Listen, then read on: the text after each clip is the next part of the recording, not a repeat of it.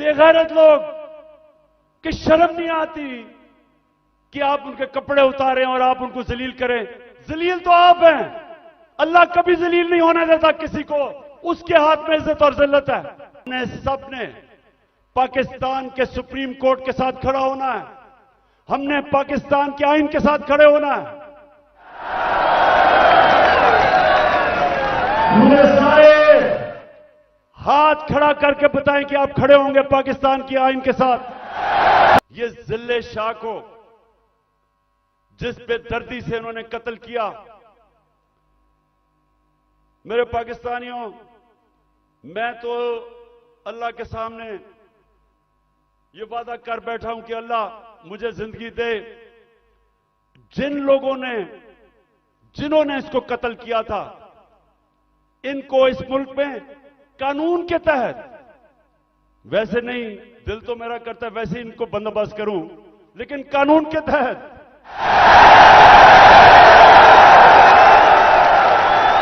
इससे ज्यादा लोग नहीं हो सकते।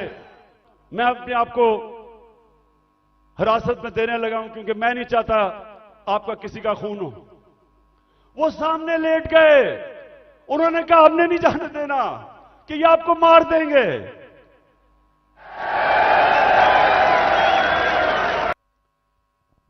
मेरे पाकिस्तानियों, एक चीज तो वाज़ेह हो गई, जो भी आज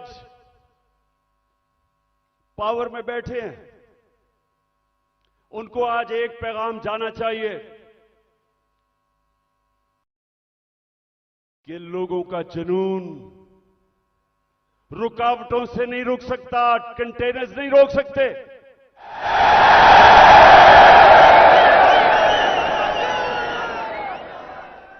एक अंग्रेजी में एक मुहावरा है कि no force, no army can stop an idea whose time has come. कि जब अल्लाह लोगों के दिलों में एक सोच डाल देता है तो कोई दुनिया की ताकत उसको रोक नहीं सकती। आप कंटेनर्स रखें, 2000 हमारे कारकुनों को आपने छापे मार के जेलों में डाल दिया, ये जलसा फेल करने के लिए। खौफ और हिरासा फैलाया हुआ, सारे रास्ते में कंटेनर्स रख दिए। लेकिन जब अल्लाह लोगों के दिलों में एक सोच डाल देता है, कोई कंटेनर, कोई पुलिस, कोई रेंजर, कोई नहीं रोक सकता उनको। और ये कौम, मैं अल्लाह का खास शुक्र इसलिए भी अदा करता हूं कि मैं अल्लाह से दुआ करता था कि अल्लाह, मैं बाहर की दुनिया में इतना टाइम गुजारा, वो जिंदा कौमें मैंने देखी थी, मैंने लोगों को जुल्म के सामने खड़े होते देखा है, नाइंसाफी के सामने। मैंने बाहर के लोगों को अमर बिल मारूफ पे चलते देखा है, बुराई के खिलाफ खड़े हुए हैं, अच्छाई के साथ खड़े हुए हैं। लेकिन मैं अपनी कौम में ये नहीं देखता था। मैं अपनी कौम को, अफसोस से मुझे कहना पड़ता है कि हर किस्म का जुल्म बर्दाश्त करते देखा। और जब एक कौम जुल्म के सामने नहीं खड़ी होती, मेरे पाकिस्तानियों, वो गुलाम बन जाते हैं। और गुलामों की कोई हैसियत नहीं दुनिया में। मौलाना रूमी ने जिस तरह कहा कि जब मेरे अल्लाह ने तुम्हें पर दिए हैं, क्यों चूंटियों की तरह रेंग रहे हो? क्योंकि गुलाम रेंगते हैं, आजाद इंसान ऊपर जाते हैं। इलामा इकबाल, शायद ही मुसलमान दुनिया में इस तरह का ज़हन आया हो। उनकी शायरी, उनका फलसफा गौर से उसको अगर आप पढ़ेंगे तो एक बार बार पैगाम वो देते हैं, हिंदुस्तान के गुलामी के अंदर पिसे हुए मुसलमानों को जगा रहे थे। उनको मुसलमानों को याद करा रहे थे कि एक वक्त तुमने दुनिया की इमामत की थी और आज तुम्हारी कोई हैसियत नहीं है। जगा रहे थे उनको। सारा वक्त मुसलमानों को समझा रहे थे कि सिर्फ आजाद इंसानों की हैसियत होती है। तो पाकिस्तानियों, हम जो 23 मार्च बनाते हैं,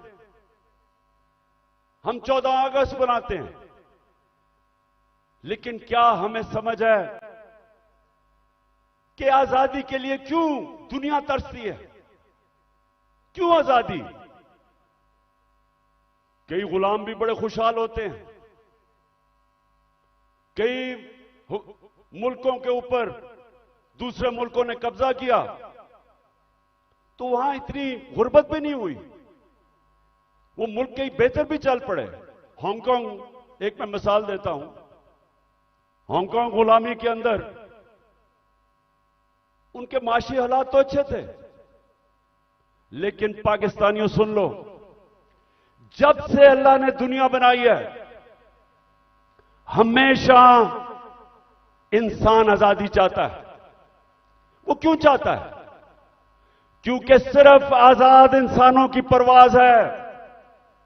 कभी आज तक सुना है कि किसी गुलाम इंसान ने, गुलाम ज़हनियत के इंसान ने, या किसी मुल्क जो गुलाम हो, कभी सुना है कि उसने कोई बड़ा काम किया हो? कभी सुना है कि दुनिया में उनकी कोई हैसियत हो?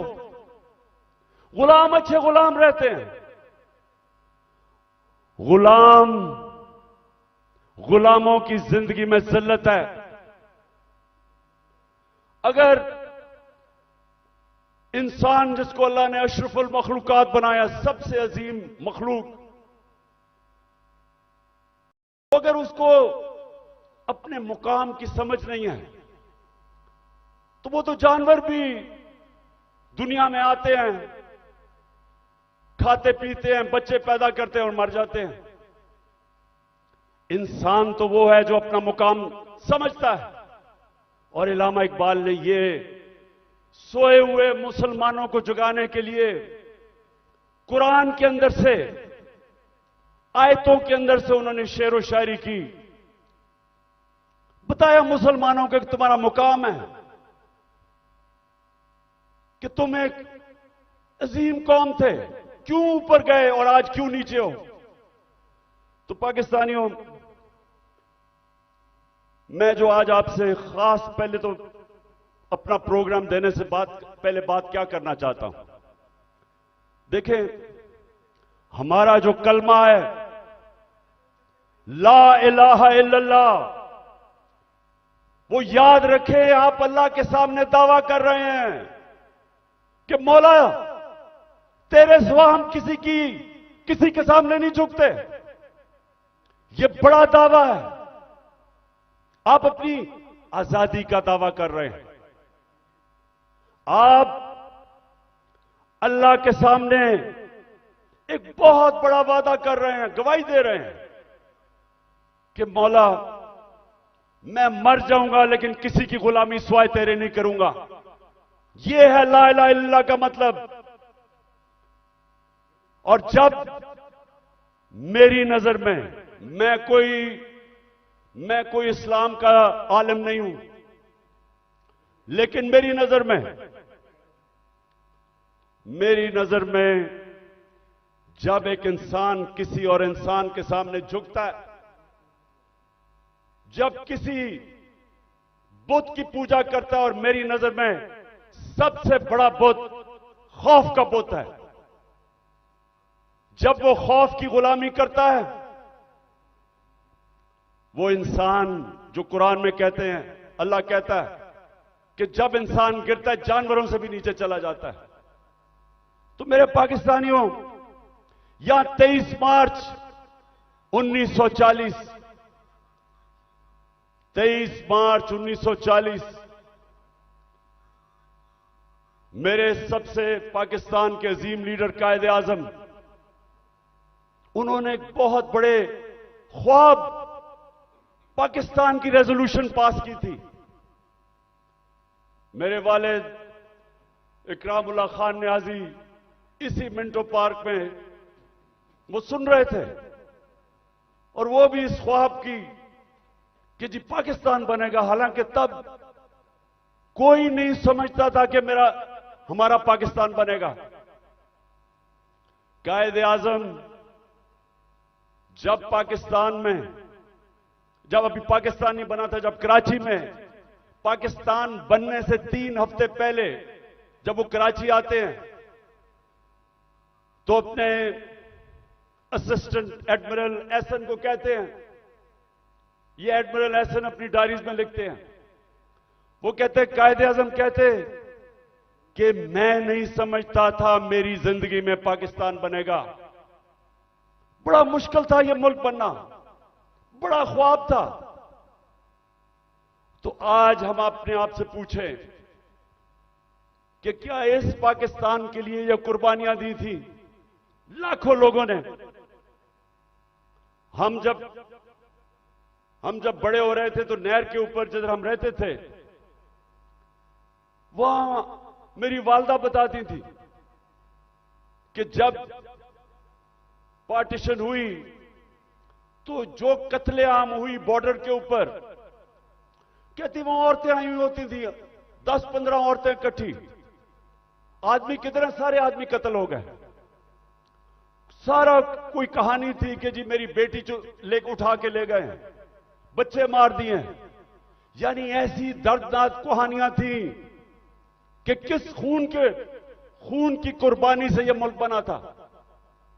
और वो सब आते थे कि जी एक ख्वाब लेके आए थे पाकिस्तान का।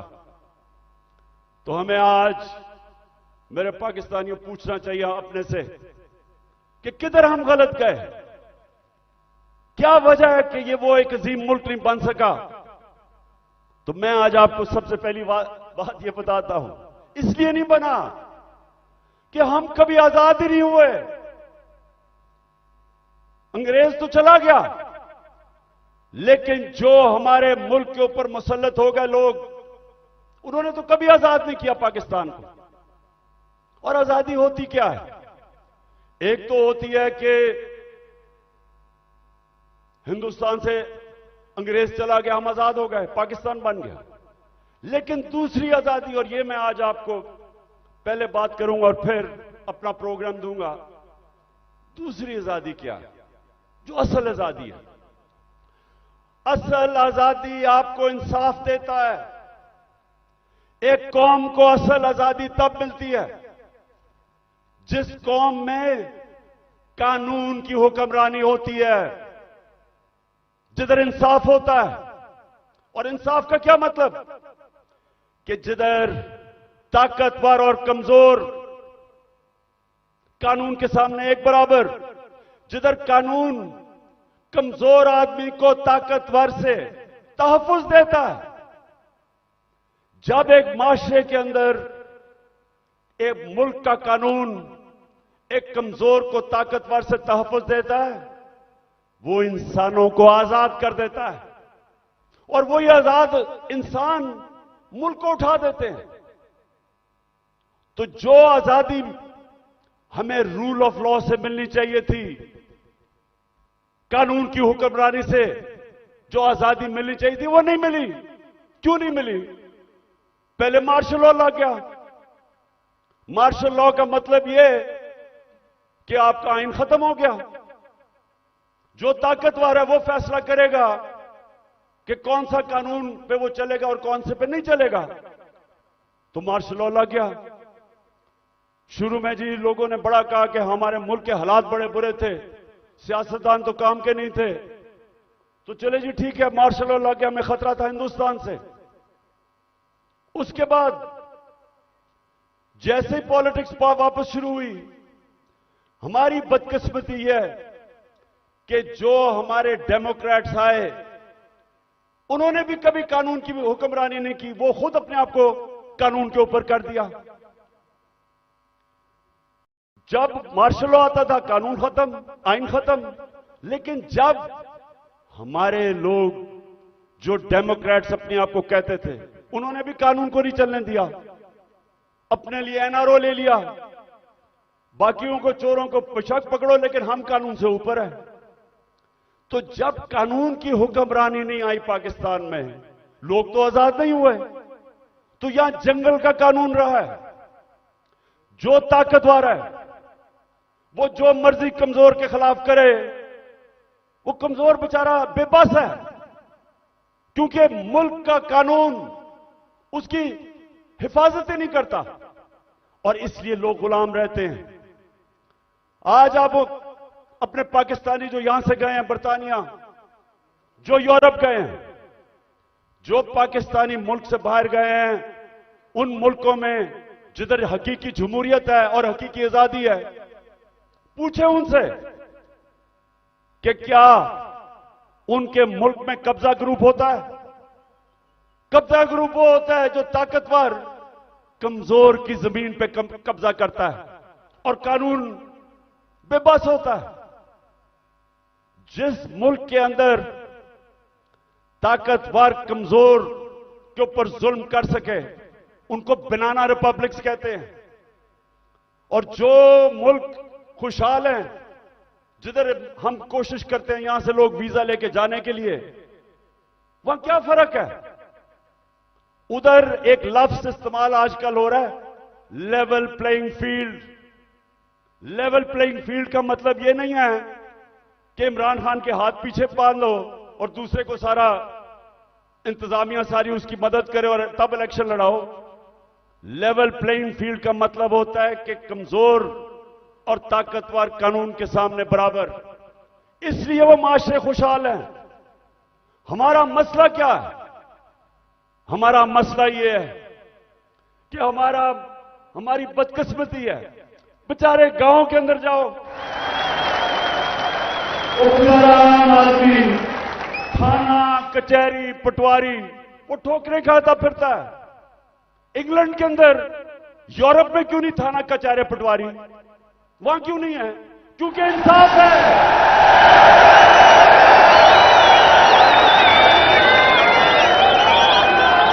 उधर का निजाम आजाद मुल्क है, वो लोगों को आजाद किया हुआ है, इसलिए वो खुशहाल हैं।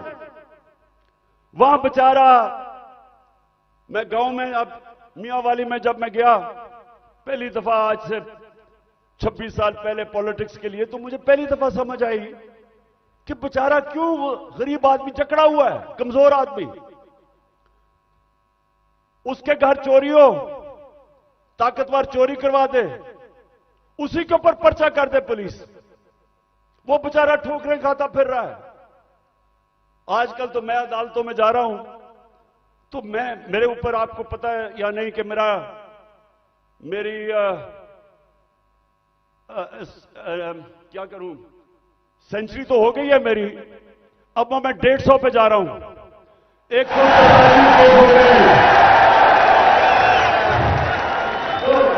तो बेचारे, अब मैं देखता हूं कि शुक्र अल्लाह ने मुझे कम से कम वकील दिए, मेरी पार्टी के वकील है जो साथ जाते हैं। वो बेचारा गरीब आदमी क्या करे, उसके ऊपर आप केस डाल दें, वो दहशतगर्दी का केस, 40 दहशतगर्दी के केस है मेरे ऊपर, 40।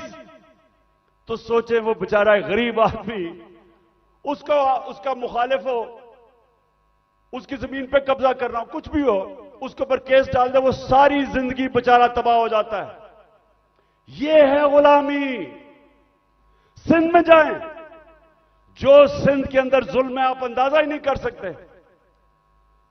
जो वहां के इस वक्त मुसल्लत हैं, जिसको जरदारी सिस्टम कहते हैं, कोई लोग उनके सामने बेबस हैं, मिजाल नहीं है कुछ कर सके। पुलिस थाने जाएंगे वहां डरते हैं, गुंडे पाले हुए हैं जो उनको पैसे ले लें, कुछ कर दें, डराएं धमकाएं, कोई आदमी आवाज अपनी नहीं उठा सकता जुल्म के खिलाफ। गुलाम है, कैसे कौम उठ सकती है?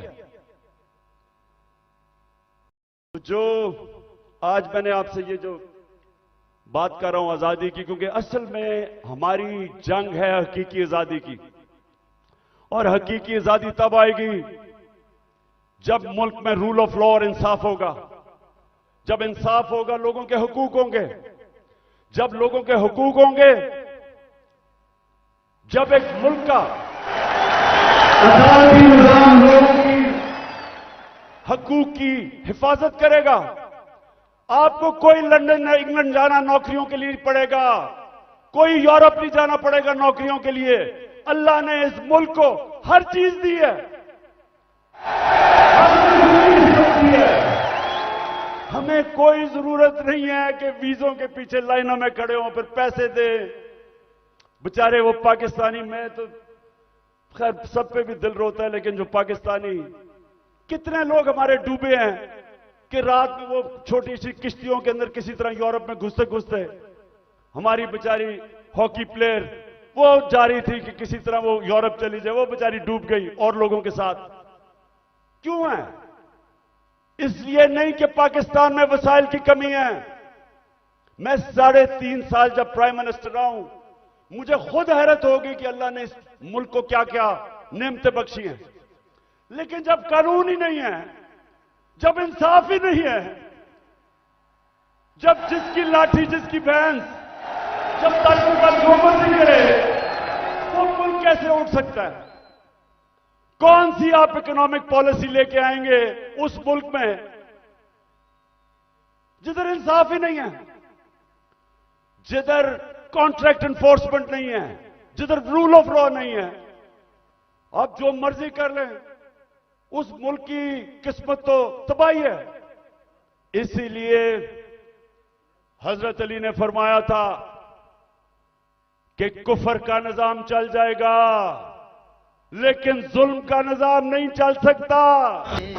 अच्छा मेरे पाकिस्तानियों, मैं एक तारीख का तालिब इल्म हूं।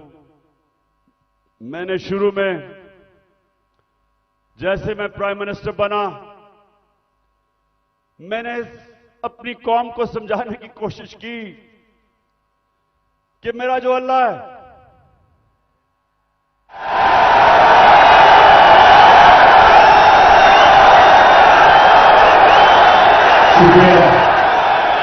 मैंने लोगों को समझाया कि मेरा जो मौला है, उसका कुरान में कहता है कि एक इंसान उसका हबीब है, वो मेरे नबी सल्लल्लाहु अलैहि वसल्लम है। और वो कुरान में हमें हुक्म करता है अल्लाह कि उनकी जिंदगी से सीखो। क्यों करता है? क्योंकि दुनिया की तारीख में कभी कोई इंसान को इतनी कामयाबी नहीं मिली, दुनिया की तारीख में कोई इतना बड़ा लीडर नहीं आया जो मेरे नबी सल्लल्लाहु अलैहि वसल्लम, उनके करीब कोई नहीं आया और ना आ सकता है, चाहे आप मुसलमान हैं या नहीं। किसी इंसान ने वो अचीव नहीं किया। तो जब अल्लाह का हुक्म है कि उनकी जिंदगी से सीखो, तो उनकी जिंदगी एक तो उनके अमाल है, लेकिन मदीना की रियासत उनकी सुन्नत है। और अल्लाह जब हमें हुक्म देता है कि वो जो रियासत बनाई थी मदीना की, दुनिया की इमामत की उन लोगों ने वो क्या चीज थी, वो क्या असूलों के ऊपर वो खड़ा किया था मदीना की रियासत, कि वो अरब जिनकी कोई हैसियत नहीं थी। ये जरा जो आप में से तारीख जानते हैं, जरा ये याद रखें। मैं बार बार लोगों को समझाता हूं कि 625 जंगे बदर, 625 जंगे बदर 313 लड़ने वाले थे। ये जरा गौर करें, ये तारीख का हिस्सा है। ये जो वर्ल्ड हिस्ट्री है उसके अंदर ये डॉक्यूमेंटेड है। 11 साल के बाद 636, 11 साल पहले मदीना में 313, और उसके बाद 2 जंगों में खंदक और ओहद के अंदर बाल बाल उमा बची, बाल बाल बचे मुसलमान। लेकिन 636 जो वो उस वक्त की दुनिया की सुपर पावर थी, रोमन एम्पायर, बेजेंटाइन एम्पायर, वो 636 में यारमुख की जंग में घुटने टेक देता है, सिर्फ 11 साल के बाद। ये तारीख है। और दूसरी सुपर पावर जो पर्शियन एम्पायर था, वो 637 में कुत्सिया में घुटने टेक देता है। तो मैं आज अभी भी हैरत होती है कि क्यों नहीं हम सीख रहे कि वो क्या असूल थे कि उन्होंने उन अरबों की हैसियत नहीं थी, दो सुपर पावर थी, उन्होंने दुनिया की इमामत की। सबसे पहले मदीना की रियासत में उन्होंने जो असूल खड़ा किया था, अदल और इंसाफ, उन्होंने लोगों को इंसाफ देकर आजाद किया था, गुलामी से आजाद किया था। जब इंसाफ मिला उन लोगों को, इंसान बराबर हो गए कानून में। हजरत अली रजी अल्लाह ताला खलीफा वक्त एक यहूदी से काजी केस उनके खिलाफ फैसला कर देता है कि बेटे की गवाही नहीं मानता। यह मुसलमानों का इंसाफ था। आज की दुनिया में मुझे बताएं, अपने मुल्क को तो छोड़े ना, मैं बात कर रहा हूं जो मगरिबी मुल्क अपने आप को इंसाफ के आज हमारे से बहुत आगे समझते हैं, क्या वहां भी हो सकता है आज ये कि अकलियत वो एक खलीफा वक्त से केस जीत जाए, और वो भी हजरत अली रजी अल्लाह ताला उनका मुकाम, क्योंकि इंसाफ था। मेरे नबी सल्लल्लाहु अलैहि वसल्लम कहते हैं कि मेरी बेटी भी चोरी करेगी तो उसको सजा मिलेगी। हजरत उमर, बेटा जब उनका कानून तोड़ता है कोड़े मरवाते हैं उसको, कोई कानून के ऊपर नहीं था, इंसाफ था। एक हजरत उमर के दौर में वाकया हुआ, एक शहजादा मुसलमान हो जाता है, खाना काबा का तवाफ कर रहा होता है, एक गुलाम का पैर आ जाता है उसके चोगे पे, वो मारता है उसको, गुलाम को। गुलाम जाके हजरत उमर को बताता है, हजरत उमर उस शहजादे को बताते हैं कि तुमने ये किया था। हाँ, उसने कहा इसकी जुर्रत है। गुलाम को कहते हैं वापस मारो इसको। वो शहजादा दीन छोड़ के चला जाता है, लेकिन ये चीज कायम हो जाती है कि कानून के ऊपर कोई नहीं है। तो पाकिस्तानियों, अपनी तारीख से सीखो, सीखो। और ये जो आज मैं आज आपको उस नए दौर की तरफ लेके जा रहा हूं कि जब तक इस मुल्क में कानून की हुक्मरानी नहीं आएगी, हमारी जिंदगी में जिल्लत है। वो प्राइम मिनिस्टर भीख मांग के फिर रहा है, ठोकरें खा रहा है।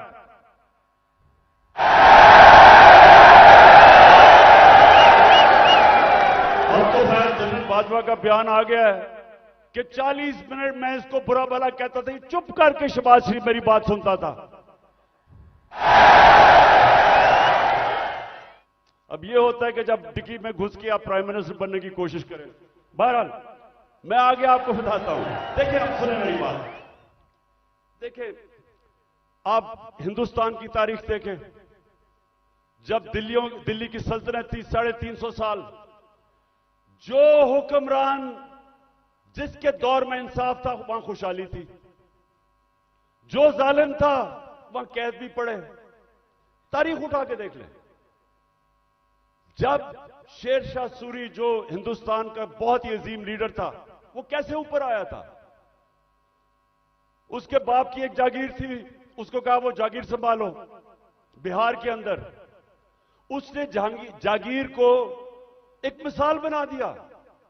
कैसे? कानून की हुक्मरानी कायम करके सारे बड़े बड़े डाकुओं को उसने मार दार के भगा दिया, अमन कायम कर दिया।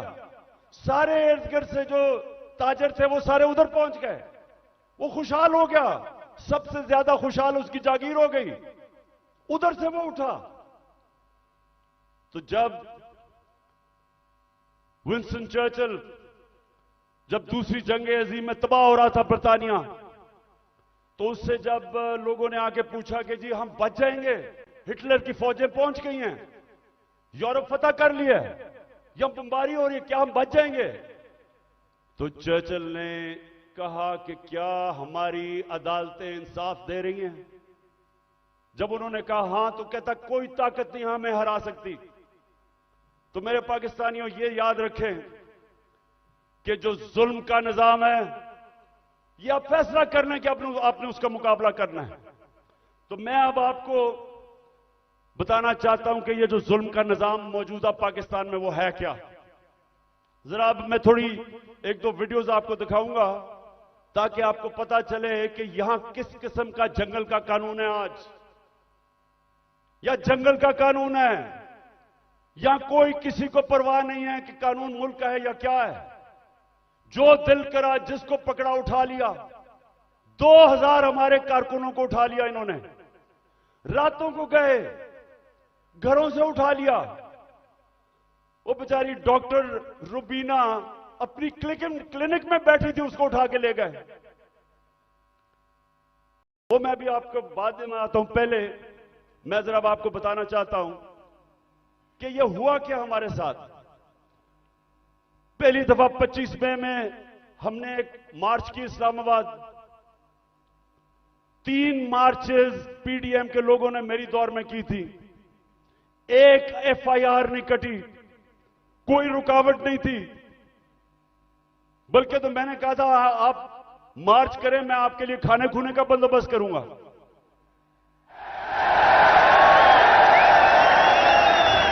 मुझे बेचारे बिलावल पे बड़ा अफसोस था, वो मुझे डर था रोई ना पड़े, तो मैंने कहा मैं तुम्हारे लिए खाने का बंदोबस्त कर दूंगा।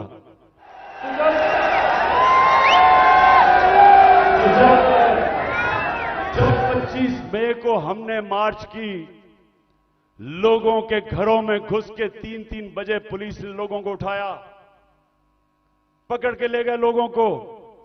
वो हमने जो कभी तस्वर नहीं किया पाकिस्तान में होगा।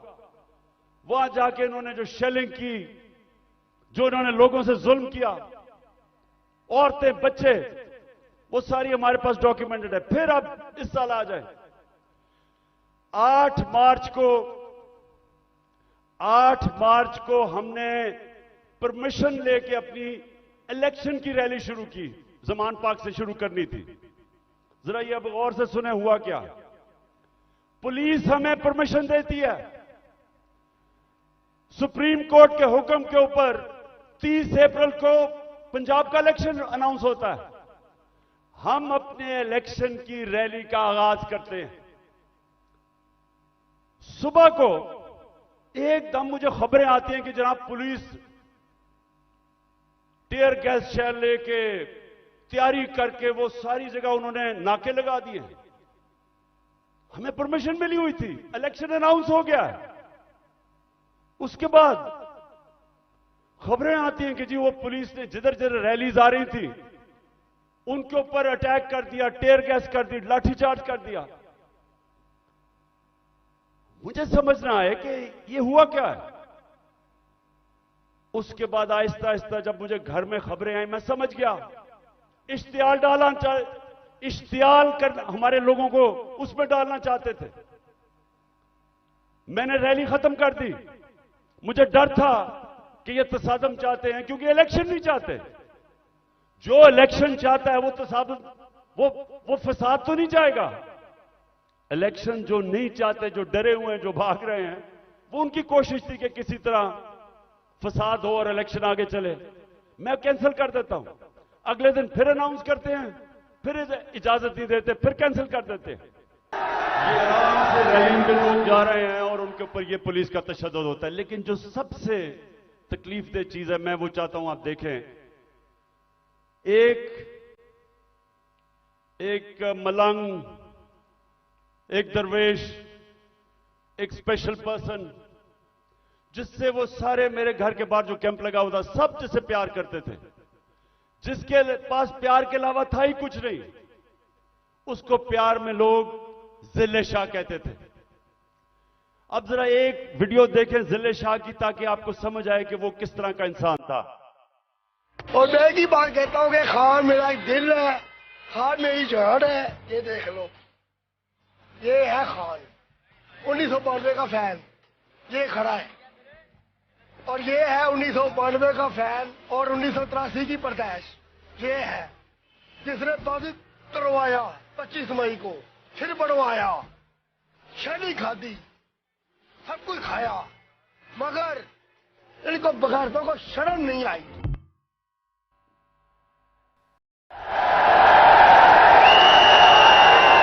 इसको उठाया और लोगों को भी पकड़ा, इसको उठाया, और मेरे ख्याल में इन दरिंदों को समझ नहीं आई कि वो स्पेशल चाइल्ड है। इन्होंने उसको मारा होगा, उसने आगे से इस तरह की बातें, क्योंकि उसके पास तो वो तो एक जुनूनी आदमी था, अपनी दुनिया में रहने वाला। इन्होंने उसके ऊपर तशद्दुद किया।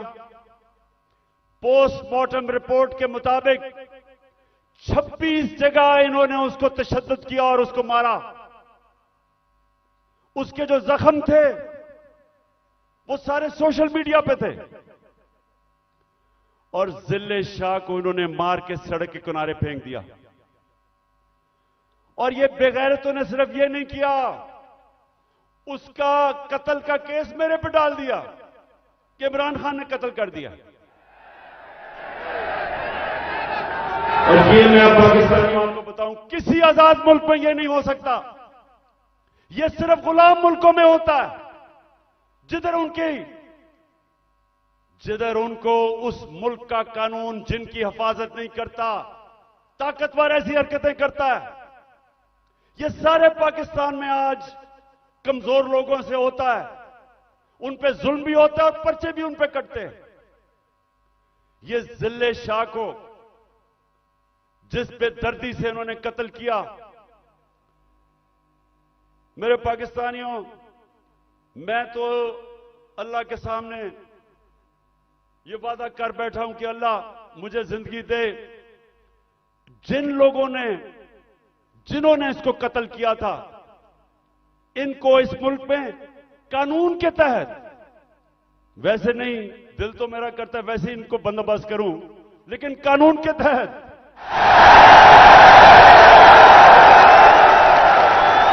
इससे ज्यादा लोग नहीं हो सकते। ये इंसान नहीं है, ये दरिंदे भी नहीं है। ये कैसा, ये इनके जो ज़हन है, ये बीमार लोग हैं।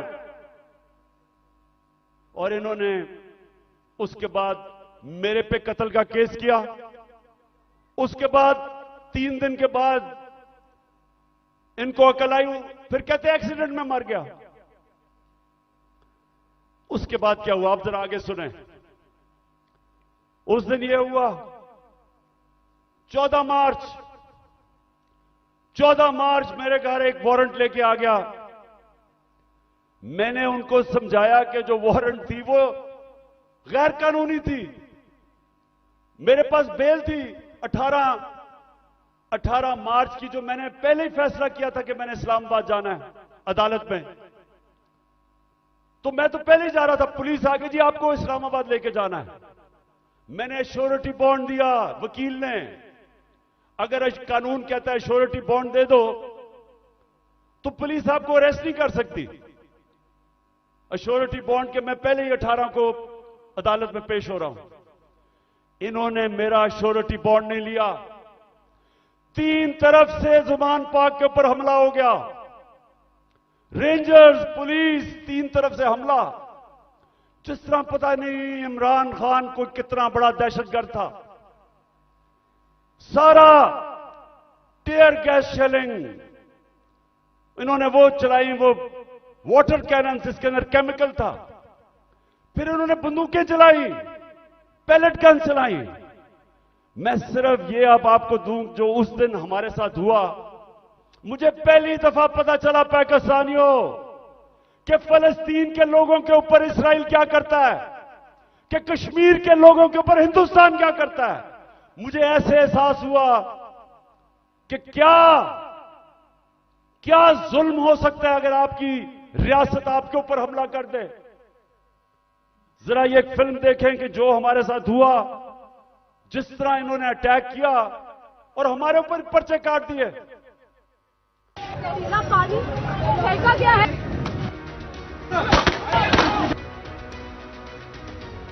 गाड़ी में गया भाई। ये शर्मा जो फायरिंग कर दी उन्होंने सीधी। 2 घंटे से लड़ रहे हैं उनके साथ। इन लोगों ने मुझे जो ना पकड़ के मुझे जो ना इतना मारे। गोली हम पे चल रही थी, ये देखो। जी ये वो जगह है जहाँ पे पुलिस ने जो बुलेट फायर की हैं वो लगे हैं। सीधे चल मारे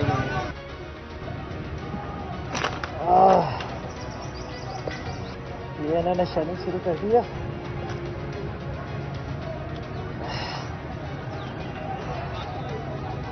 और ये अंदर आग लग गई है। ये बचे।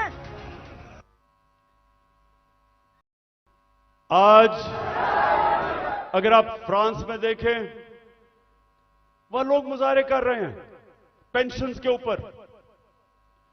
कभी आपने टीवी के ऊपर देखा वो चीजें भी जला रहे हैं, वो गाड़ियां भी जला रहे हैं। कभी आपने देखा कि पुलिस उनके ऊपर फायरिंग कर रही है या रेंजर्स?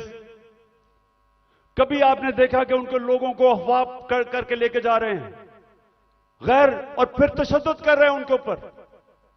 कभी फ्रांस के अंदर यह नहीं होगा, क्योंकि वो लोग आजाद हैं।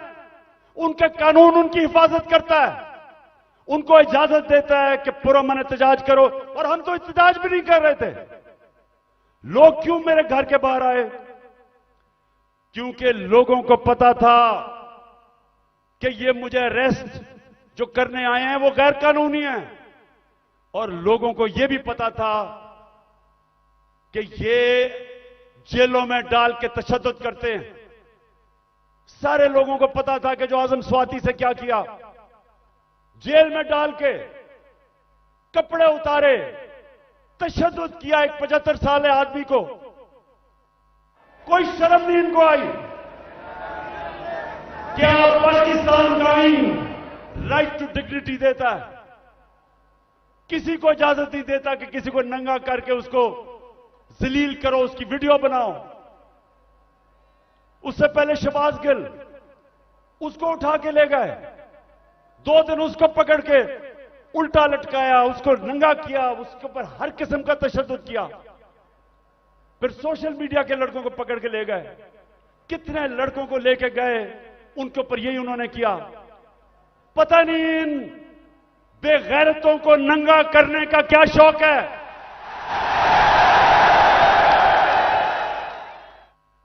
जो ये कर रहे हैं इनको साइकाट्रिस्ट के पास लेके जाएं। ये नॉर्मल लोग नहीं हैं, ये ज़हनी मरीज हैं। बच्चों को जाकर नंगा करके उनकी तस्वीरें उनको डरा धमका देते हैं। और लोगों को सब जो मेरे घर के बाहर क्यों लोग आए? लोग इसलिए आए कि लोगों को पता ये बदनीयत लोग हैं। ये जो फैसले कर रहे हैं कि उसको पकड़ के लेके जाओ, जब पता था कि मेरी बेल है और गैर कानूनी चीज पे कोई केस मेरे ऊपर नहीं है, हर दूसरे दिन कोई नया केस आ जाता है। क्या कौम 50 साल से मुझे जानती है? क्या कौम मानेगी कि इमरान खान दहशतगर्द है? 40 दहशतगर्दी के केस है, कत्ल का केस है, दीन मजहब का केस है, तौहीन मजहब का, गद्दारी का केस है। जो लोग इस मुल्क से पैसा लूट के बाहर गए वो तो फैसले कर रहे हैं आज। जिन लोगों ने फौज के खिलाफ वो मेमो गेट के अंदर जरदारी ने जो अमेरिकनों को कहा कि हमारी फौज से बचा लो, वो आज फैसले कर रहा है मुल्क के। उधर नवाज शरीफ जिसने डॉन लीग्स के अंदर जो उसने अपनी फौज की शिकायतें कर रहे हैं हिंदुस्तान को, वो आज फैसले कर रहा है। और इमरान खान जिसका जीना मरना पाकिस्तान में है, जिसकी ना कोई बार प्रॉपर्टी ना दौलत, सब कुछ बेच के आज अपने मुल्क में ले आया है, उसको गद्दार बना दिया है।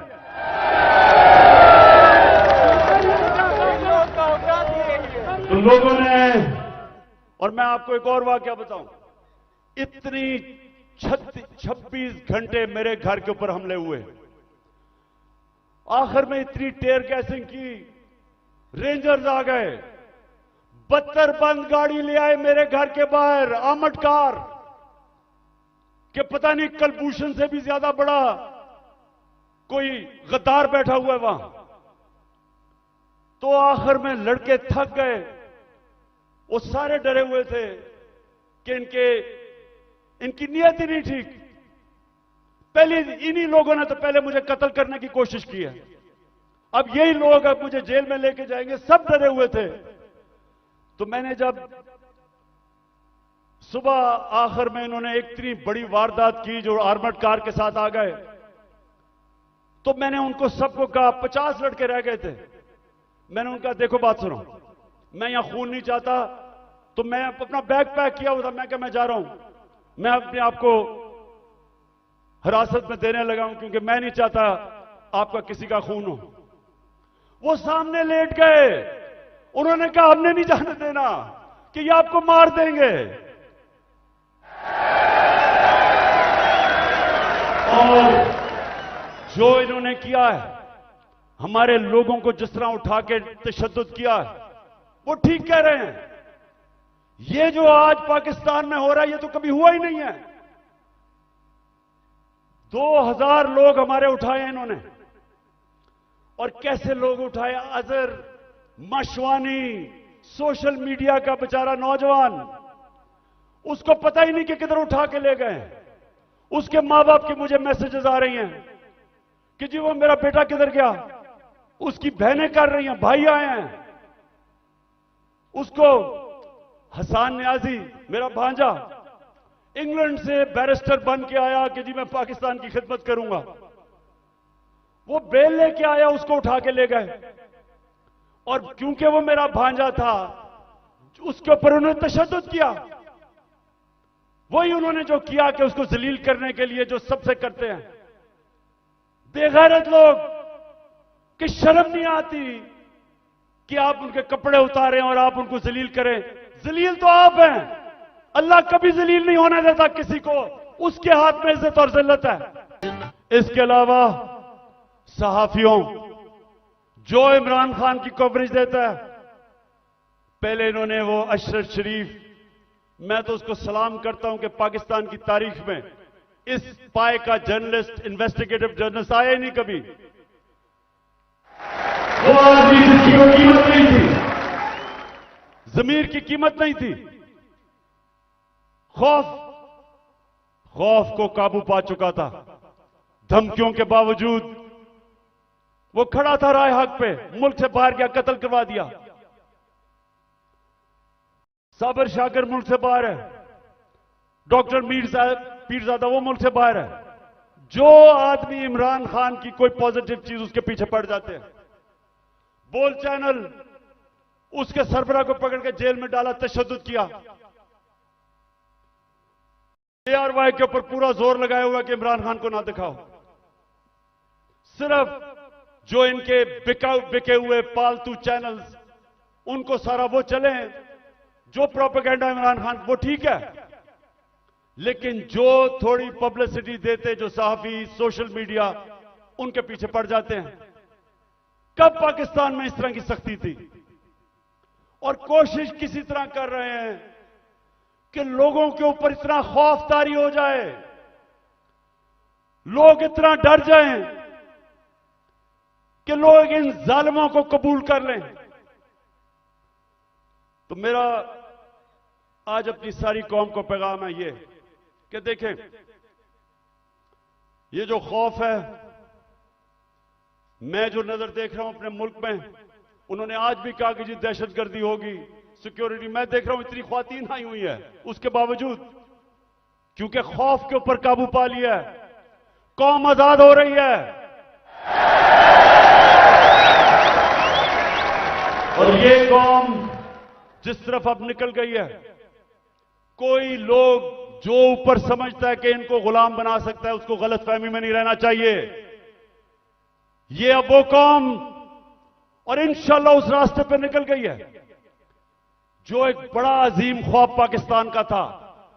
पाकिस्तान का अजीम ख्वाब सिर्फ आजाद पाकिस्तानी बना सकते हैं, गुलाम नहीं बना सकते। पहले तो मैं और भी बता दूं कि मुझे इतना अफसोस है जिस तरह के लोगों को पकड़ा। आमिर मुगल हमारा, उसके बच्चों को ले गए, वो हमारा कारकुन इस्लामाबाद में बच्चे पकड़ के ले गए उसके। ये कब हुआ है? और सिर्फ सारों को डरा धमका रहे हैं।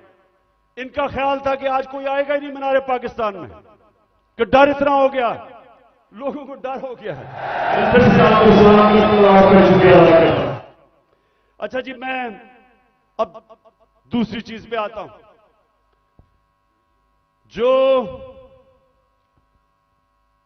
जो इन्होंने, अच्छा मुझे जब बुलाया इस्लामाबाद, अच्छा उससे पहले मैं बताऊं कि मैं जब इस्लामाबाद जाना था 18 तारीख को, इन सबको पता था कि मैं पहले अदालत में गया था। उससे पहले 17 की शाम को अदालत ने मुझे कहा था कि अब कोई पंजाब पुलिस आपके घर कुछ नहीं करेगी। उन्होंने कहा कि सर्च वारंट अगर उन्होंने लेना है तो एक एसपी का नाम लिया और एक हमारा उस वक्त शिबली फराज थे, उन दोनों के होते हुए वो मेरे घर में आके देखेंगे। उन्होंने कहा जी कोई पता नहीं, कोई असला है वहां। मैं जाता हूं इस्लामाबाद। जब इस्लामाबाद के टोल प्लाजा पे पहुंचता हूं तो पता चलता है कि मेरे घर के ऊपर दरवाजा तोड़ के कोई 50 पुलिस वाले घुस जाते हैं। अकेली बेचारी बुशरा बेगम घर पे, अकेली, 3-4 मुलाजिम के साथ, और वो घर पे घुसते हैं। सारे घर के ऊपर छतों पे घर को जो चीज आती है लूट लेते हैं। और वो जो बेचारे 5-6 मुलाजिम थे उनको जिस बेदर्दी से मारते, मैं सिर्फ चाहता हूं कि एक दफा देखें कि ये इन्होंने एक आदमी छोड़ें कि इमरान एक्स प्राइम मिनिस्टर या लोग जानते हैं, किसी भी बाइज्जत किसी भी घर में अगर पता हो कि खामद घर नहीं है, बीवी एक दीनदार खातून पर्दादार, सोचें कि उसके घर में कभी ये आज तक पाकिस्तान में हुआ है।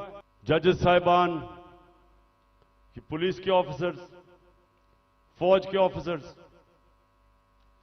पाकिस्तानी अपने, मैं सबसे एक सवाल पूछता हूं कि आपके घर में अगर ये होता तो आप क्या तकलीफ होती? आपको होती या नहीं होती? अगर आप में गैरत हो और आपकी बीवी बेचारी अकेली घर हो और उसमें इस तरह के, और ये इंसान नहीं है, वो बेचारे 5-6 नौकरों को उठा उठा के मारा, जिस तरह किसी का बाजू तोड़ दिया, एक को बेचारे खसामे को पकड़ के जेल में ले गए हैं। ये किस मुल्क में होता है? ये किसी आजाद मुल्क में नहीं हो सकता। जिन मुल्कों के अंदर कानून होता है, इंसाफ होता है, किसी पुलिस की जरूरत नहीं है ये करने की। तो अगर ये मेरे घर पे कर सकते हैं, किसी के घर पे भी ये इस तरह अटैक कर सकते हैं। इसका मतलब कि यहां तो जंगल का कानून है, अगर आपके पास ज्यादा ताकत है आप कुछ भी कर दे। मैं पहुंचता हूं इस्लामाबाद, आप ये भी सुने, मुझे नहीं पता था कि इन्होंने प्लान बनाया हुआ है। मैं समझा मुझे पकड़ने अरेस्ट कर लेंगे, मुझे नहीं पता था कि वहां मारने का प्रोग्राम बनाया हुआ है। मैं वहां से जब जुडिशियल कॉम्प्लेक्स पे गया, सारे रास्ते टीयर गैसिंग कि किसी तरह इमरान खान अकेला हो जाए, लोग इसके साथ ना हो। लोग आके घरों से लोग निकल के साथ चलना शुरू हो गए, उनके ऊपर टीयर गैसिंग। अब मैं आखिर में पहुंचता हूं अपनी हाजिरी लगाने के लिए अदालत में। 5 घंटे लगते हैं मुझे टोल प्लाजा से, इस्लामाबाद से जुडिशियल कॉम्प्लेक्स, जो 20 मिनट का रास्ता था। सारा रास्ता पुलिस और रेंजर्स के, जिस तरह कालभूषण से भी बड़ा, जिस तरह मैंने कहा कोई दहशतगर्द आ रहा है। 40 मिनट में बाहर खड़ा रहता हूं और जब बाहर पहुंच रहा होता हूं तो ऊपर से पुलिस पत्थर फेंक रही होती है, लोगों को इश्तियाल दे रही होती है कि किसी तरह वहां तसादम हो, और तसादम के अंदर इमरान खान को कहें जी वो मुर्तजा मुर्तजा भुट्टो टाइप कत्ल हो गया। जरा ये सोचें कि ये कभी किसी पाकिस्तान के पॉलिटिकल पार्टी के हेड से हुआ। ये अब पहले तो आप जुडिशियल कॉम्प्लेक्स से देखेंगे पुलिस पत्थर मार रही है।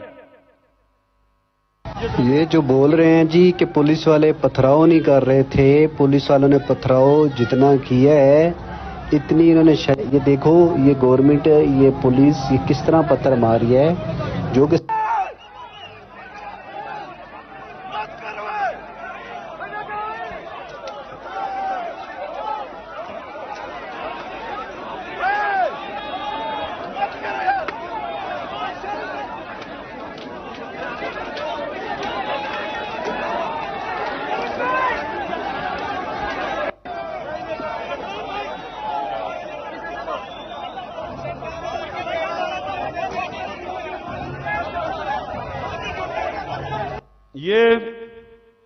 अब ये पहले पथराव कर रहे हैं, नीचे लोगों को इन्होंने इश्तियाल में डाला और फिर मैं जब गाड़ी दरवाजा खोलता हूं तो सामने आपके सामने वो गाड़ी के सामने पुलिस देखे और वो मारना शुरू कर देती है। और फिर हमारा एक पीटीआई का एक कारकुन आता है मेरी गाड़ी में और वो अंदर से आता है, कहता है जल्दी से निकलें, यहां अंदर सारा नामालूम अफराद कब्जा करके बैठे हुए हैं, सीटीडी की वर्दियों में वो हैं और उनका कोई और, उनके अजायम कुछ और हैं और अल्लाह बचाने वाला है कि हम बिल्कुल ठीक टाइम पे वहां से निकलते हैं। जब निकलते हैं तो आईजी इस्लामाबाद पुलिस वालों को गालियां निकालते, तुमने निकलने क्यों दिया। ये हो रहा है आज मेरे साथ। वापस आता हूं, पता चलता है जी एक और ऑपरेशन की तैयारी हो गई है। 1000 रेंजर तैयार बैठे हुए हैं क्योंकि पुलिस अब झिझक रही है ज़मान पाक पे अटैक करने के लिए, तो 1000 रेंजर तैयार किए हुए हैं ज़मान पाक को फतह करने के लिए। तो वो मुझे पता चलता है, मैं टीवी पे आके लोगों को बताता हूं प्लान क्या है।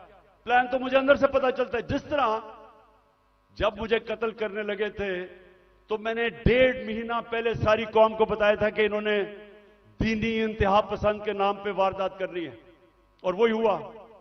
तो फिर मुझे तो अंदर से इंफॉर्मेशन थी कि इन्होंने क्या करना था। तो बहरहाल अब मैं आगे चलता हूं। जो 30 अप्रैल का इलेक्शन उन्होंने डिले किया, ये कौम जरा गौर से सुन लो। अब ये जो मुल्क में अब जंगल का कानून आ रहा है और तकरीबन आ गया, ये जो इन्होंने किया है कि जब आइन कहता है कि 90 दिन में इलेक्शन होगा, जब पाकिस्तान का सुप्रीम कोर्ट कहता है कि 30 अप्रैल को पंजाब का इलेक्शन है,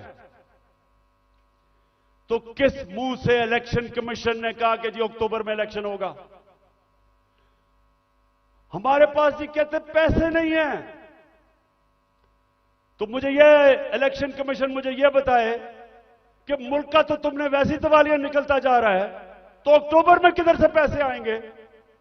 तो इसका मतलब तो इलेक्शन होंगे नहीं। कभी इस तरह का सुना है किसी महजब माशरे में कि आइन कह रहा है कि इलेक्शन होंगे और यह कहते पैसे नहीं है जी इसलिए इलेक्शन नहीं। झूठ बोला कि जी आईएमएफ कह रहा है। आईएमएफ ने तस्दीक की कि हम नहीं कह रहे। तो कोशिश क्या है इनकी, इलेक्शन से भागो। अगर आइन तोड़ना पड़ता तो तोड़ो, किसी तरह इमरान खान इलेक्शन के में जीत के इक्तदार में ना आ जाए, बस ये 1 पॉइंट एजेंडा है। उसके लिए हम अदालत में जा चुके हैं और मैं आज सारे पाकिस्तान की लीगल कम्युनिटी को यहां से अपील कर रहा हूं कि ये वो वक्त आ गया है कि आज आपने स्टैंड ना लिया, अगर आज आप आइन के साथ ना खड़े हुए तो उसके बाद मुल्क में कानून खत्म। जो ताकतवर चाहेगा वही कानून होगा। जब वो फैसला करेगा कि इलेक्शन है तो तभी इलेक्शन होगा। तो पाकिस्तानियों, हमने सबने पाकिस्तान के सुप्रीम कोर्ट के साथ खड़ा होना है। हमने पाकिस्तान के आईन के साथ खड़े होना है। मुझे सारे हाथ खड़ा करके बताएं कि आप खड़े होंगे पाकिस्तान के आईन के साथ। अब मैं सिर्फ माइशत के ऊपर 2-3 चीजें कहना चाहता हूं, क्योंकि 6 लोग आटे की लाइनों पे खड़े होकर बेचारे जान बहाक हो गए। मैं सबसे पहले सवाल पूछता हूं कि अगर आपने आटा बांटना है तो क्या यह तरीका है कि इस तरह लोगों को जलील खड़ा करके जिल्लत देके कभी इस तरह भी आटा बांटा जाता है? हमने अपने एहसास प्रोग्राम में 14,000 रुपया जो स्टाइपेंड दिया था गरीब लोगों को, स्कूलों के अंदर बुलाया, मुहज़्ज़ब तरीके से बिठाया, उनको आराम से इज्जत से पैसे दिए, इस तरह जलील नहीं किया।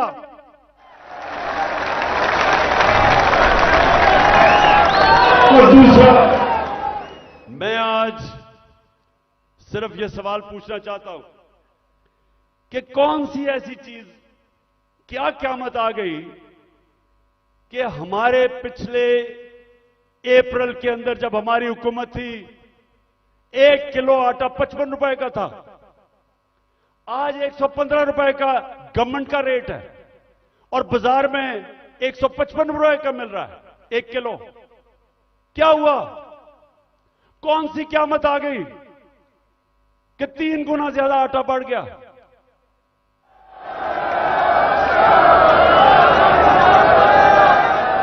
जनरल बाजवा वो आजकल इंटरव्यू देते हैं, तो एक इंटरव्यू में कहा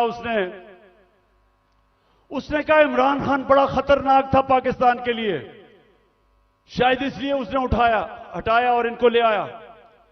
तो मैं उससे पूछता हूं कि आज जरा मुझे ये सिर्फ इन सवालों का जवाब दे दे कि आज, पहले मैं तेल पे आता हूं, आज दुनिया की आलमी मार्केट के अंदर जो तेल बिक रहा है वो $70 से $75 इस पे तेल बिक रहा है। हमारे दौर में $110 से $115 पे था। अब मुझे यह बताएं कि हम तो 150 रुपए लीटर डीजल और पेट्रोल तकरीबन 150 रुपए का बेच रहे थे, आज क्या हो गया है? आज होता है कि 293 रुपए का डीजल और 272 रुपए का पेट्रोल, तो दुनिया में तो तेल तकरीबन आधा हो गया है। तुम हमें यह समझाएं कि आटा भी उस्मानों पे। आज जो पाकिस्तान की जो हर हफ्ते वीक ऑन वीक जो कहते हैं एसपीआई जो महंगाई है वो 47% पे पहुंच गई है। सारे पाकिस्तान के महंगाई के रिकॉर्ड टूट गए। हिंदुस्तान, जब हमारी हुकूमत थी तो हिंदुस्तान में महंगाई 5.5% थी, पाकिस्तान में 10% के करीब थी। तो आज ये बताएं कि हिंदुस्तान में तो महंगाई गई है 6.5% और पाकिस्तान में पहुंच गई है 31%। 3 गुना ज्यादा महंगाई हो गई है। तो लोगों से पूछे, तनख्वाहदार से पूछे कि उनके ऊपर क्या हुआ। हम जब थे डॉलर, पिछली मार्च में जब इन्होंने नो कॉन्फिडेंस किया था तो डॉलर कितना था? 178 रुपए का, आज पहुंच गया 283 रुपए का। यानी अगर आपके बैंक में पिछली मार्च अप्रैल में आपका 100 रुपया था तो वो 65 रुपया रह गया है। वो जो 100 रुपया था वो सिर्फ आज 65 रुपए की चीजें खरीद सकता है। तो मैं बाजवा से पूछता हूं कि मैं तो बड़ा खतरनाक था, तो ये बताएं कि ये किसको ऊपर बिठा दिया है कि पाकिस्तान घुटनों पे पहुंच गया है।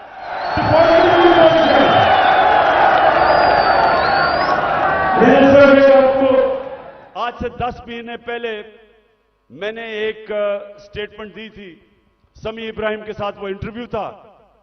तो ये जरा छोटा सा क्लिप ये देख लें। ये आज से 10 महीने पहले था, तो इन्होंने असेंबली में कहा कि इमरान खान को गद्दार डिक्लेयर कर दो। मेरे ऊपर उन्होंने पार्लियामेंट में कहा कि रेजोल्यूशन पास करो गद्दारी की। उधर क्लिप सुन ले 10 महीने पहले यह क्या था। मैं आपको सीक्वेंस बता देता हूं ना। ये जब से आए हैं, रुपया गिर रहा है, स्टॉक मार्केट, चीजें महंगी, डिफॉल्ट की तरफ जा रहा है पाकिस्तान। अगर हम डिफॉल्ट कर जाते हैं, इसका मतलब पाकिस्तान बैंकरप्सी की तरफ जाता है। सबसे बड़ा इदारा कौन सा है जो हिट होगा? पाकिस्तानी फौज। जब फौज हिट होगी तो जो उसके बाद हमारे से कंसेशन क्या ली जाएगी? जो यूक्रेन से उन्होंने ली थी डीन्यूक्लियराइज करने की। सबसे बड़ा तो मसला उनको, हमारी वाहिद मुसलमान मुल्क है जिसके पास न्यूक्लियर डिटरेंट है। जब वो चला गया फिर क्या होगा? मैं आपको आज कहता हूं पाकिस्तान के 3 हिस्से होंगे, जो कि आप आम इनके थिंक टैंक्स, हिंदुस्तान के थिंक टैंक्स में देख लें। बाहर जो सारे बलूचिस्तान को अलहदा करने के प्लान हैं, इनके प्लान बने हुए हैं। तो ये इस वक्त अगर सही फैसले नहीं किए जाएंगे, मुल्क खुदकुशी करने पे जा रहा है। मैं इसलिए जोर लगा रहा हूं। 10 महीने पहले ये कहा था। आज खुद इनका डिफेंस मिनिस्टर कह रहा है कि हमारा दिवालिया निकल गया है। इसहाक डार सेनेट के अंदर कहता है कि हमें आईएमएफ कह रही है कि जो हमारा लॉन्ग रेंज मिसाइल प्रोग्राम है उसको रोको। आईएमएफ ने कहा, हमने नहीं कहा। तो मेरे पाकिस्तानियों आज गौर से सुन लें। जब एक कौम माशी तौर पे जब वो गिरती है, तो जैसे ही वो गिरती है उसकी नेशनल सिक्योरिटी मुतासिर होती है। जब सोवियत यूनियन दुनिया की दूसरी बड़ी ताकत, सबसे बड़ी फौज, लेकिन जब माशी तौर पे वो गिरा तो वो टूट गया। हम भी आज उधर खड़े हैं। अगर हमने अभी जो मैं ये अब अगली बात आपसे करना चाहता हूं कि अगर मैं अपनी एस्टैब्लिशमेंट इस सारे पाकिस्तानियों को बताना चाहता हूं कि अगर अभी हमने इस मुल्क को ना संभाला, ये सबके हाथ से निकल जाएगा। मैं आज अभी आपको अपना प्रोग्राम देने लगा हूं 10 पॉइंट का कि मैं आगे कैसे हमने मुल्क को निकालना है। तो मैं उससे पहले मैं आज पाकिस्तान की एस्टैब्लिशमेंट से सवाल पूछता हूं कि मुझे यह बताएं कि यह तो वाज़ेह है, आपने फैसला किया हुआ है कि इमरान खान के ऊपर लकीर डाली हुई है। हमने जी इमरान खान को जीतने नहीं देना। ये सारा ड्रामा, सब कुछ, इलेक्शन डिले, ये सारा जो मेरे घर के ऊपर वारदात, लोगों को पकड़ा जा रहा है, मकसद एक है कि इमरान खान को हमने इक्तदार में नहीं आने देना। तो मैं आपसे पूछता हूं कि अगर चले ना आने दें, लेकिन अपना बताएं कि आपके पास कोई प्रोग्राम है? क्या आपके पास कोई प्रोग्राम है मुल्क को इस तबाही से निकालने का? क्या कोई रोड मैप है? मैं चैलेंज करता हूं कि ये जो ऊपर लोग बैठे हुए हैं, इनका ना इनके पास कोई अहलियत है, ना इनके पास नियत है। इन लोगों के तो सारे पैसे बाहर पड़े हैं। ये तो पाकिस्तान से जब मसला आता है ये बाहर भाग जाते हैं। तो इनके पास, अगर आप कोई समझते हैं कि ये मुल्क को संभाल सकेंगे जिस तेजी से हम नीचे जा रहे हैं, तो ये तो नहीं होने लगा। तो क्या आपके पास अगर और कोई प्रोग्राम है तो बताएं। अगर आप मुझे आज ये कह दें कि हमारे पास ये प्रोग्राम है, इससे मुल्क उठ जाएगा और इसलिए इमरान खान आपको नहीं आना चाहिए, मैं कहूंगा ठीक है, मैं अपने मुल्क के लिए पॉलिटिक्स कर रहा हूं, मुझे कोई क्या दे सकता है कोई, तो मैं ठीक है, लेकिन मुझे बताएं कि क्या प्रोग्राम है, क्योंकि मुझे पता है किसी के पास कोई प्रोग्राम नहीं है। प्रोग्राम अब ये मैं आपको बताने लगा हूं क्या है पाकिस्तान को। जिधर आज पाकिस्तान पहुंच गया, कोई आसान रास्ता नहीं है इसको इस मुश्किल से निकालने का। अब सारे मुश्किल फैसले हैं, लेकिन मुश्किल फैसले वो कर सकता है जिसके पास पब्लिक मैंडेट हो, जो इलेक्शन से पब्लिक की वोट के जरिए आया हो, जिसको पब्लिक जिस पे एतमाद करे। वो बड़े बड़े फैसले करेगा। वो इस मुल्क को जब तक एक वो जमात जो गवर्नमेंट में आएगी पब्लिक के मैंडेट से, पब्लिक की वोट से, वो पहला कदम होगा। क्योंकि जब एक 5 साल के लिए हुकूमत आएगी तो लोगों को, बिजनेस कम्युनिटी को इत्मीनान होगा कि पॉलिटिकल स्टेबिलिटी आ गई है। उसके बाद अगला स्टेप होगा। और मैं आज आपको बताऊं कि हमारा मसला क्या है। हमारा 2 मसले हैं। हम जितने भी पैसे टैक्स से इकट्ठे करते हैं वो काफी नहीं है। हमारे खर्चे बहुत ज्यादा हैं। हमें कर्जों के ऊपर किस्तें देनी पड़ती हैं, वो बढ़ती जा रही हैं। तो हमारे पास इतना पैसा ही नहीं है और हम शुरू ही करते हैं, हम शुरू ही होते हैं खसारे से और हमें कर्जे पे मुल्क चलाना पड़ता है। ये पहला मसला है। दूसरा मसला है कि जो डॉलर्स मुल्क में आते हैं उससे बहुत ज्यादा डॉलर्स मुल्क से बाहर जाते हैं।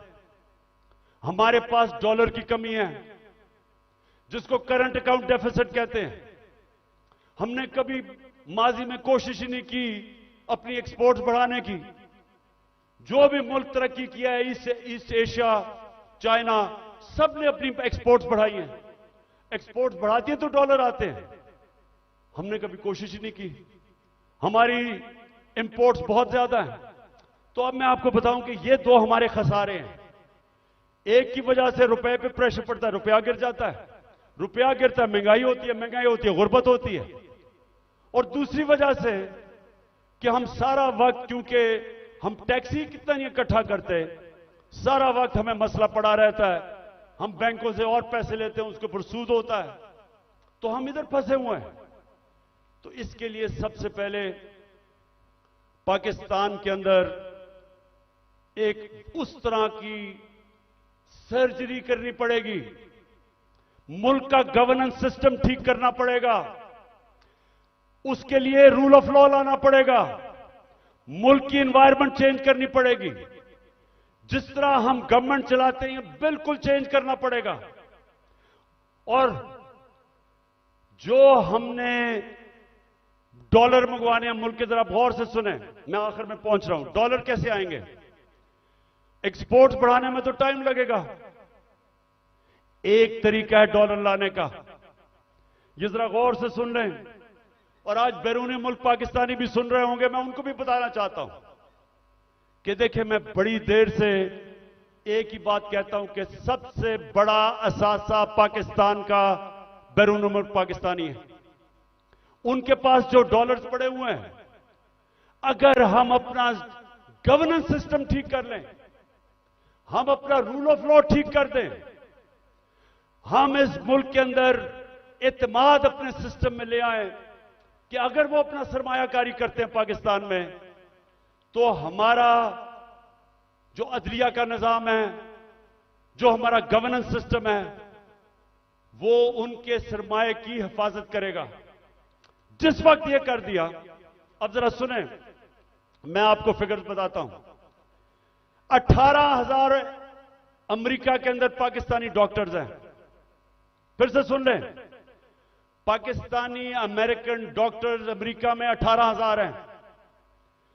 आपको पता है कि उनकी टोटल वेल्थ कितनी है? 18,000 पाकिस्तानियों की वर्थ कितनी है? 200 अरब डॉलर। 200 अरब डॉलर जो IMF के पास हम घुटनों के ऊपर हैं, हम 6 अरब डॉलर मांग रहे हैं। 200 अरब डॉलर 18,000 पाकिस्तानी अमेरिकन के हैं। हमारे जो 10 पाकिस्तानी अमेरिकन टॉप बिजनेसमैन हैं,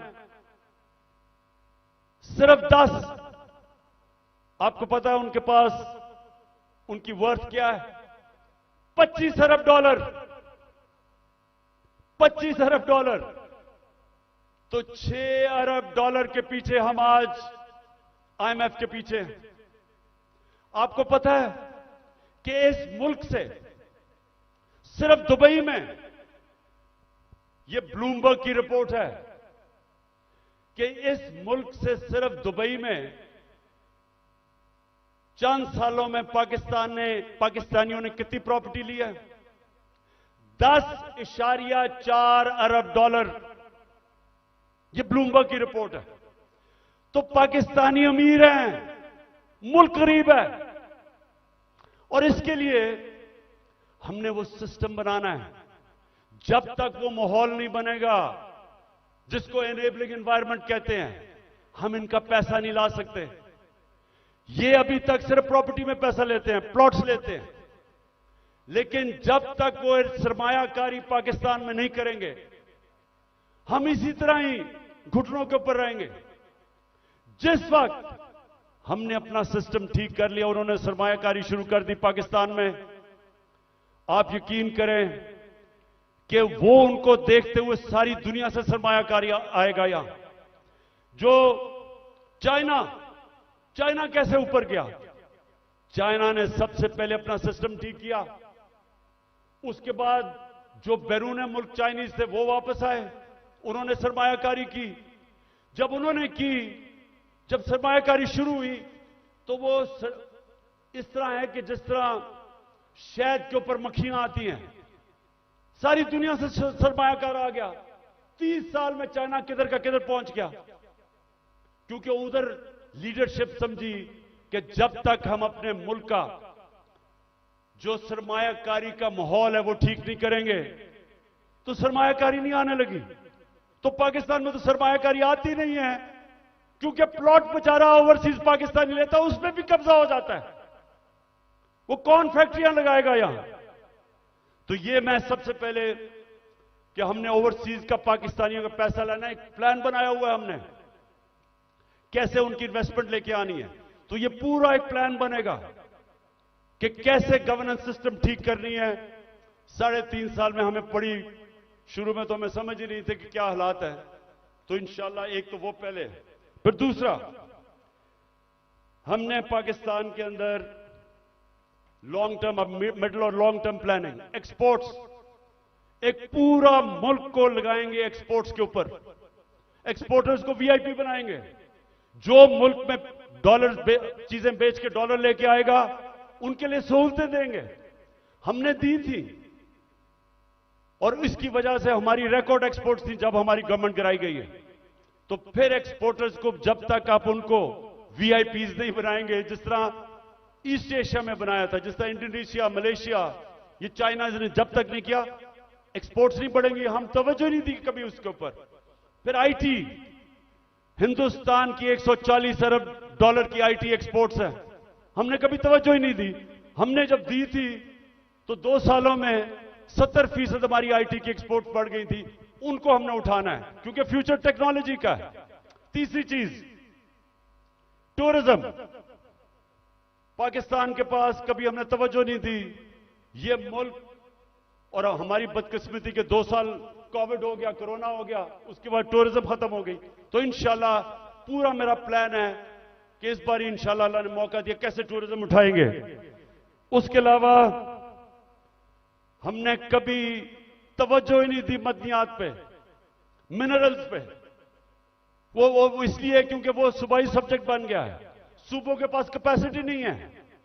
तो इस वक्त पूरा जोर लगाएंगे कि कैसे हमने पाकिस्तान के, और यहां बहुत अल्लाह ने नेमतें बख्शी हैं मदनियात में, लेकिन हमने तवज्जो नहीं दी, उससे भी हम डॉलर पाकिस्तान में आ सकते हैं। फिर इंडस्ट्री को, और खास तौर पे स्मॉल मीडियम इंडस्ट्री, ये हमने शुरू की थी, और मुझे फख्र है कि हमारी 17 साल के बाद सबसे ज्यादा इंडस्ट्री बढ़ रही थी, जो आज फिर बंद हो गई है। तो वो उसके ऊपर, और स्मॉल और मीडियम जो छोटा इंडस्ट्री है उसके ऊपर हमने पूरा प्लान बनाया हुआ है। फिर अपनी ज़राअत की हमने सिर्फ प्रोडक्टिविटी बढ़ानी है।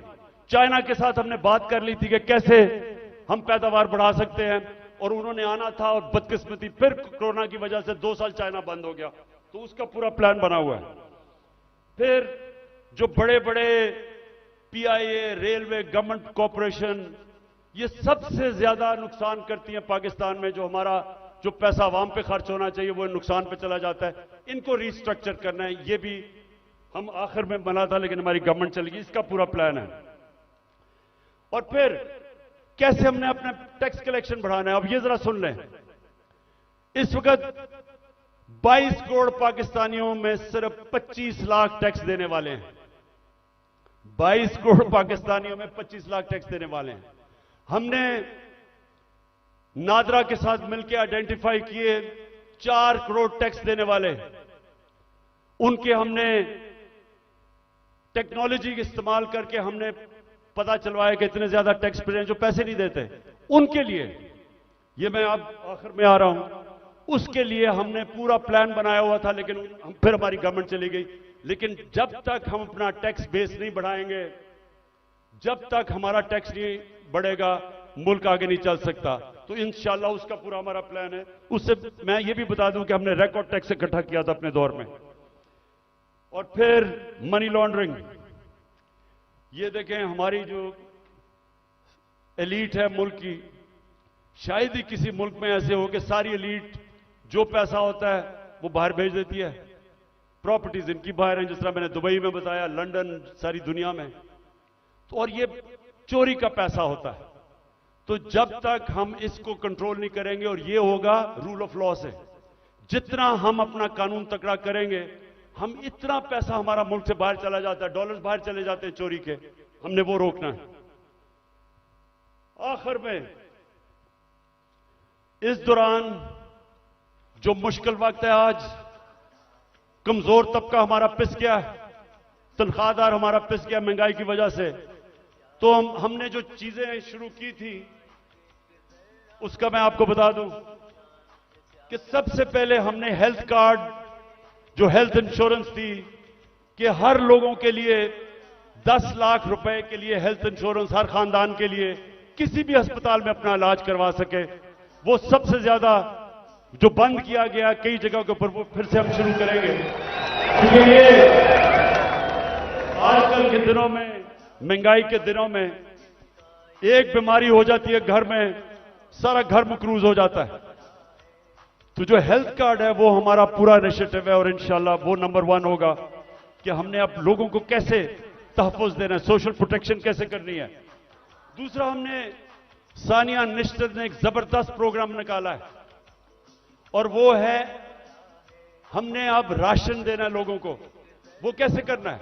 हमने अब पूरा डेटाबेस बनाया है। हमने देखा कि कौन कौन से खानदान, उनकी इनकम कितनी है जो मुश्किल में है। तो इसको कहते हैं टारगेटेड सब्सिडी।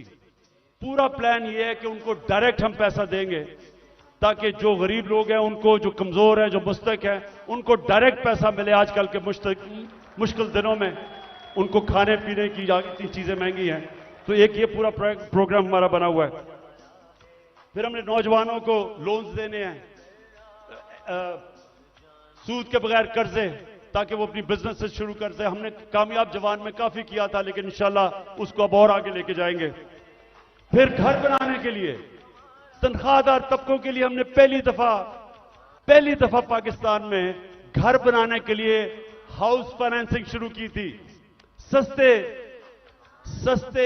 सूद के ऊपर कर्जे, यानी अगर, क्योंकि कैश तो लोगों के पास होता नहीं है, लेकिन जितने पैसे लोग किराए पे दे रहे हैं वही किस्त बन जाए और उसी में घर उनका हो जाए।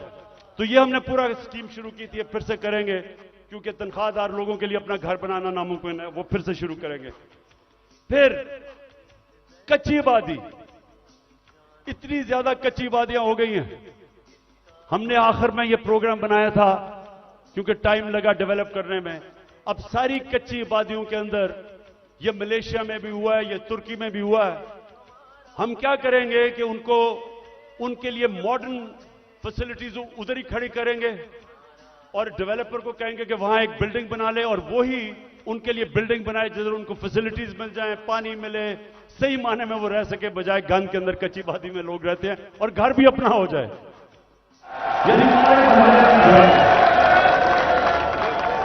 ये मेरा बड़ा देर से प्रोग्राम था, इस्लामाबाद में हम शुरू करने लगे थे, लेकिन देर हो गई। बाजवा साहब को इमरान खान बड़ा खतरनाक लग रहा था, इसलिए उसने काम कर दिया। उसके बाद हमने कैसे लोगों को रोजगार देना है। अगर ये फैसला आपके पास वो रेहड़ी वालों के लिए जो हमने किया था, वो जरा दिखा दें लोगों को। हमने फैसला किया कि देखें, हम रोजगार तो दे नहीं सकते लोगों को, तो हमने लोगों के लिए रेडियां बनाई। इस्लामाबाद में एक्सपेरिमेंट शुरू किया कि उनको बजाय लोग तंग करें, कोई उनको कॉर्पोरेशन वाले लोग उठा दें, कोई पैसे ले ले, जो छाबड़ियां लगाते हैं, तो हमने उनके लिए जबरदस्त रेडियां बनाई, उनको एक जगह दी ताकि वो अपनी रोजी कमा सके। G11 मरकज के पास जा रहे हैं, रेडी पान यहाँ पर साफ प्रोग्राम के तहत।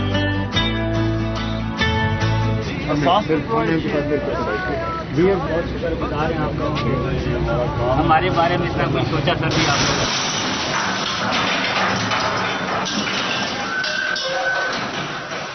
जुल्म कर रहे हैं गरीब बंदों के साथ, जुल्म। हमारी गवर्नमेंट गई,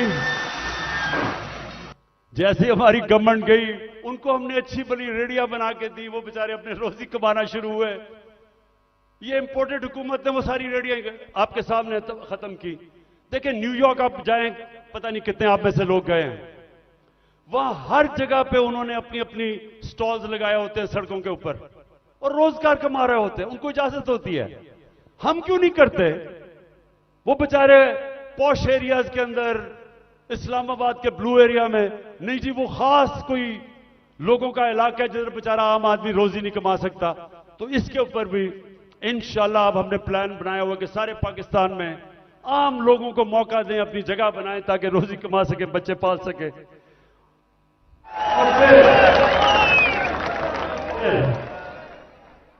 जो हमारे घर के मुलाजिम हैं, मेरे पाकिस्तानियों, मेरे नबी सल्लल्लाहु अलैहि वसल्लम ने जब गुलामी खत्म करने का शुरू किया तो उन्होंने क्या किया? उन्होंने कहा कि जो आपके घर में गुलाम है उनको इस तरह रखो कि जैसे वो आपके घर में आपकी फैमिली है, उनको वही खाना खिलाओ, उनको अच्छी तरह रखो।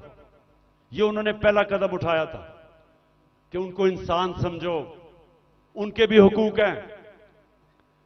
मैं जब बरतानिया गया तो उधर मैंने पहली दफा देखा कि जब किसी के भी घर में कोई काम करने आता है तो उसका कॉन्ट्रैक्ट होता है, कितनी देर काम करेगा, छुट्टी कब मिलेगी, तनख्वाह कितनी होगी, ये कॉन्ट्रैक्ट साइन होता है। मुझे अफसोस से कहना पड़ता है कि हम अपने मुल्क में अपने मुलाजमों को ठीक नहीं रखते और ये हमारे दीन के खिलाफ है। हमें बिल्कुल उस तरफ जाना चाहिए कि उनको हम कॉन्ट्रैक्ट्स दें, बताएं कि जितना पैसा मैं आपको दे सकता हूं उसके मुताबिक करें, उनको छुट्टी दें, उनके ऊपर पूरी कोशिश करें कि वो आपके जिस तरह फैमिली मेंबर है।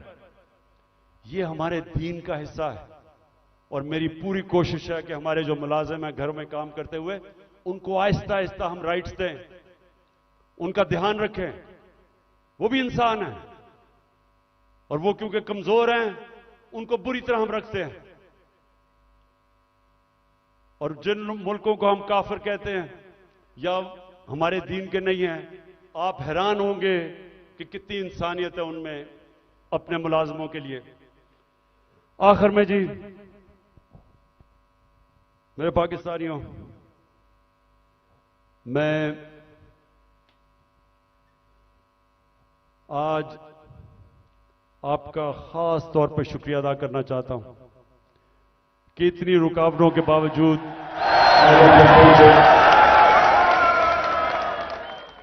मैं आज फिर से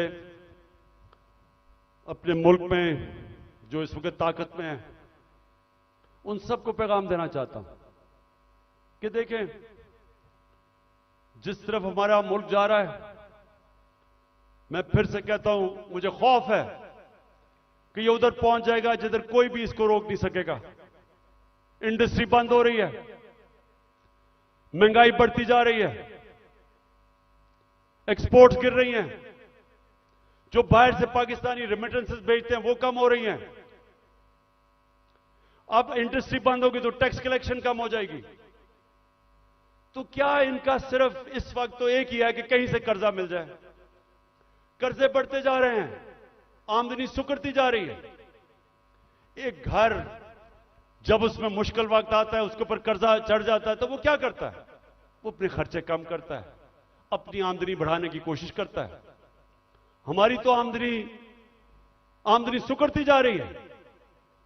तो मैं आज सबको कहना चाहता हूं कि अगर आप मुझे यह बता दें कि इस दलदल से निकलने के लिए हमारे पास स्वाय साफ और शफाफ इलेक्शन की कोई और प्लान है तो मुझे बता दें। और कोई आपके पास प्रोग्राम नहीं है।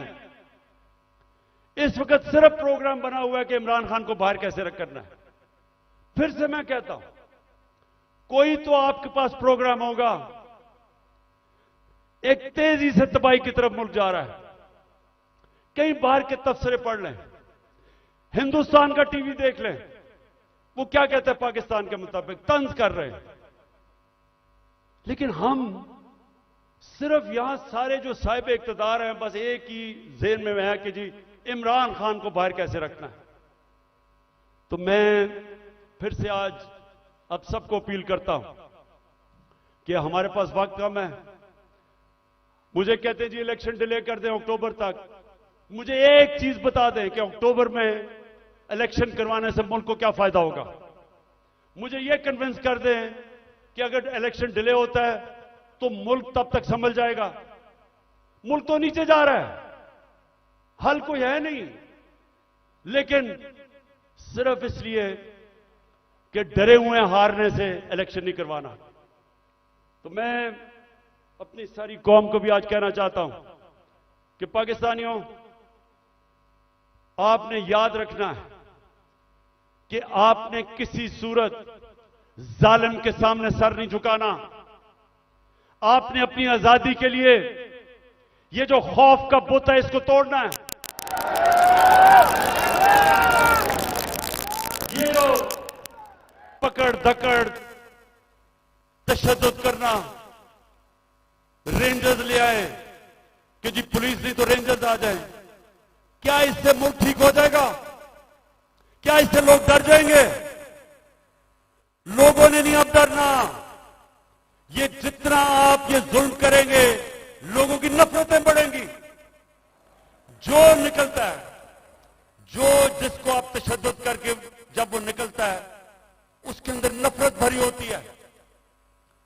मुझे तो पहली दफा पता चला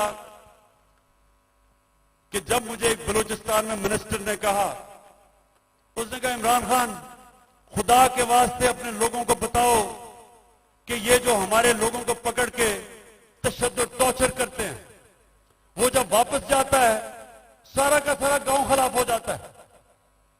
वो कहता है जब वो उसकी जिस तरह उस बेचारे को जिले शाह को कत्ल किया, अगर कत्ल करते हैं जब उसकी जो डेड बॉडी मिलती है फिर सब के खिलाफ हो जाते हैं। ये तो कहता है सारी कौम को खिलाफ कर रहे हो। कभी ये भी तरीका है कि इंसानों को भेड़ बकरियों की तरह डंडे मार के लाइन में करो? इंसान ऐसे नहीं होते। इंसान को समझाना पड़ता है। दिल और दिमाग की जंग होती है। ये डंडे से कोई आज तक नहीं ठीक हुआ। और ये जो खौफ फैलाया हुआ है कि जी हम ये कर देंगे, हम आपको ये मार देंगे, हमने ये कर दिया, फिर से हमला होने लगा है।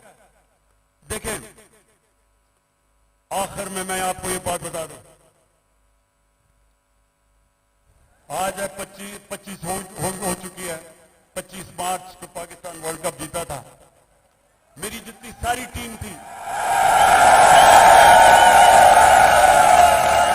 मेरी सारी टीम, और वो अभी सारे लोग क्रिकेट के ऊपर बातचीत करते हैं, कभी उनसे पूछें, सारी टीम दिल हार चुकी थी। सबका क्या था, हम इतना बुरा हमारा हालात थे, सबने कहा कि हम नहीं जीत सकते। अभी भी किसी टीम वालों से पूछ लें, एक आदमी था जो कहता था अभी हम जीतेंगे, और वो आपके सामने खड़ा है।